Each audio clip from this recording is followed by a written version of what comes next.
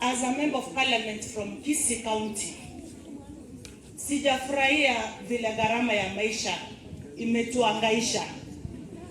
Ama nyinyi mko sawa? Hapa niko na biscuit. Kitambo, let me just demonstrate how this life is affecting us. Kitambo, hii biscuit ungeweka yote kwa mdomo. Ilikuwa kubwa sana.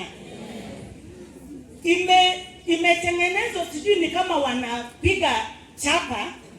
Hii ndio kitu watu wanauziwa. Kila kitu kwa market iko small size, no value for our money. Ukinunua tissue, allow me baba to speak, unatumia siku moja imefanya nini? Imeisha. Ukinunua sukari, hata we don't buy sugar. Mbona sukari? Atutumii sukari. Toko nwendu bi. Yes. Ega suguti ege yo.